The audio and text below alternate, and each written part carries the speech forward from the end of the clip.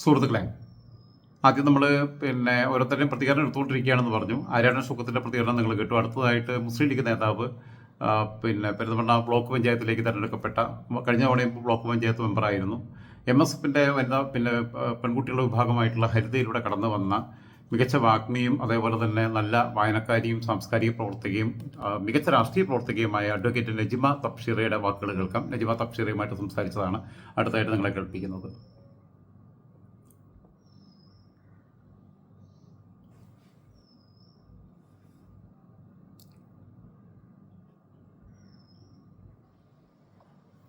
നജിമ, അഭിനന്ദനങ്ങൾ. വളരെ സന്തോഷം. ബ്ലോക്ക് പഞ്ചായത്തേക്ക് മത്സരിച്ച് വിജയിച്ചു അല്ലേ? അതെ അതെ അതെ അതെ. സിറ്റിംഗ് സീറ്റ് തന്നെയാണോ മത്സരിച്ച് വിജയിച്ചത്? അല്ല, ഇത് പുതുതായി ഉണ്ടാക്കിയ, ഇപ്പൊ ഈ ഡിലിമിറ്റേഷന് ശേഷം പുതുതായി ഉണ്ടാക്കിയ ഒരു ഡിവിഷൻ ആണ്. അത് മിക്സഡ് ആയിരുന്നു. നമുക്ക് ഭയങ്കര അനുകൂലമായ ഒരു സാഹചര്യം ആയിരുന്നില്ല. പക്ഷെ എന്നാൽ പോലും കുഴപ്പമില്ലാത്ത നല്ലൊരു ഭൂരിപക്ഷത്തിൽ വിജയിക്കാൻ പറ്റും. ഏതായിരുന്നു ഡിവിഷൻ? ഏത് ബ്ലോക്ക് പഞ്ചായത്താണ്? പെരിന്തൽമണ്ണ ബ്ലോക്ക് പഞ്ചായത്ത് വലമ്പൂർ എന്ന് പറയുന്ന പുതിയൊരു ഡിവിഷനാണ്. കഴിഞ്ഞ തവണ ഇവിടെ താഴേക്കോടെ എവിടെയായിരുന്നു? അങ്ങാടിപ്പുറത്ത്? അല്ലല്ല, അങ്ങാടിപ്പുറം പഞ്ചായത്ത് തന്നെയാണ് ഈ ഡിവിഷനും വരുന്നത്. തിരൂർക്കാട് എന്ന് പറഞ്ഞ മറ്റൊരു ഡിവിഷന്റെ കഴിഞ്ഞ പ്രാവശ്യം. ഇപ്രാവശ്യം പുതിയ ഡിവിഷനാണ്.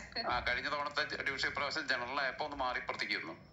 അങ്ങനെയല്ല, ഇത് കുറച്ചുകൂടി അങ്ങനെ ജനറൽ ആണെങ്കിൽ തന്നെ നിൽക്കാം എന്നുള്ള ഒരു സാധനം പാർട്ടിയിൽ ഉണ്ടായിരുന്നു. പക്ഷെ ഇത് പുതിയൊരു ഡിവിഷൻ ആവുകയും അത് കുറച്ചും കൂടി എനിക്ക് തോന്നുന്നു നമുക്ക് എന്ന് വെച്ചാൽ നമുക്ക് അനുകൂലമല്ലാത്ത കുറച്ച് ഏരിയകളാണ്.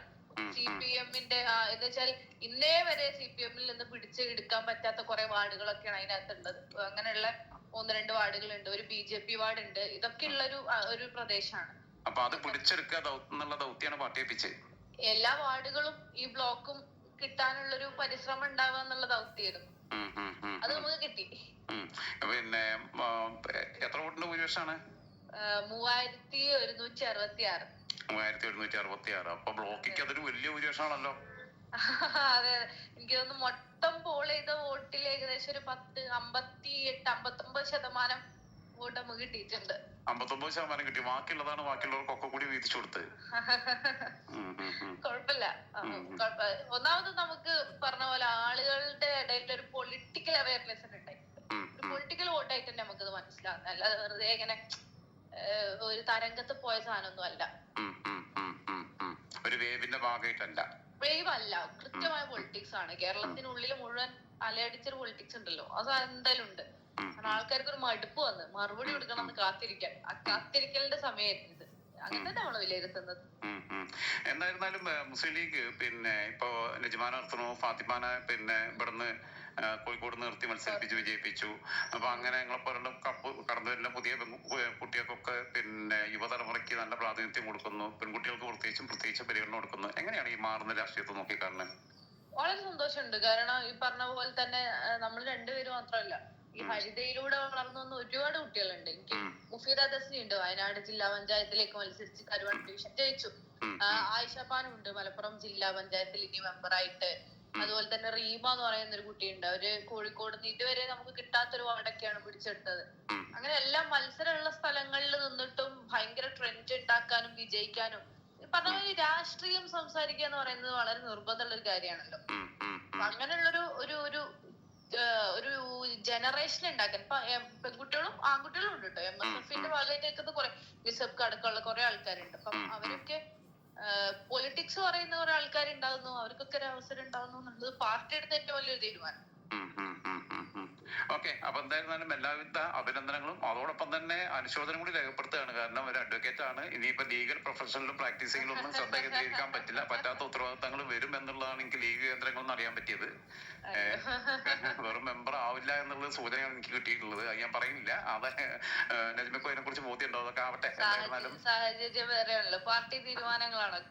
എന്തായിരുന്നാലും സമീപിക്കുന്ന കൺമുമ്പിൽ വരുന്ന ആളുകൾക്ക് ആശ്വാസം പകരാൻ കഴിയട്ടെ എന്നുള്ളതാണ്. അത് അതിനുള്ള അവസരം ഉപയോഗിക്കട്ടെ എന്ന് ആശംസിക്കുന്നു. ഓക്കെ, ഇന്ന് കേരളത്തിലെ യുവ രാഷ്ട്രീയ പ്രവർത്തകരിൽ പ്രത്യേകിച്ച് പെൺകുട്ടികളിൽ എനിക്ക് ഏറ്റവും ഇഷ്ടമുള്ള ഒരാളാണ് നജിമ തബ്ഷീറ. അതേപോലെ ഫാത്തിമ തെഗ്ലിയൊക്കെ ആണെങ്കിലും വളരെ ഡൗൺ ടു എർത്ത് ആയിട്ട് സംസാരിക്കുകയൊക്കെ ചെയ്യുന്നതാണ്.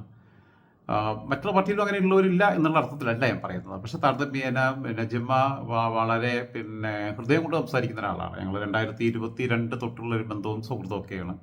അങ്ങോട്ട് കിട്ടാനും വിളിക്കാറോ സംസാരിക്കാറോ ചാറ്റ് ചെയ്യാറോ ഒന്നുമില്ല. പക്ഷേ എന്തെങ്കിലും കാര്യങ്ങളുണ്ടാകുമ്പോൾ വിളിച്ചത് സംസാരിച്ച് കഴിഞ്ഞാൽ വളരെ അടുത്ത് നിന്ന് നമ്മളൊപ്പം നമ്മളെ അടുത്ത വീട്ടിലെ കുട്ടി സംസാരിക്കുന്നത് പോലെയുള്ള ഫീലാണ് നമ്മൾ ജീവിതത്തിൽ ഒരു പ്രാവശ്യം കണ്ടിട്ടുള്ളൂ എന്നുള്ളെങ്കിൽ പോലും നമുക്ക് എത്രയോ വർഷങ്ങളായിട്ട് പരിചയമുള്ളൊരു കുട്ടിയെ പോലെ തോന്നുന്നുണ്ട്. ആ തോന്നലൊരു പക്ഷേ ആ നാട്ടിലെ ആളുകൾക്കപ്പം എത്രത്തോളം ഉണ്ടാവും എന്നുള്ളതാണ്.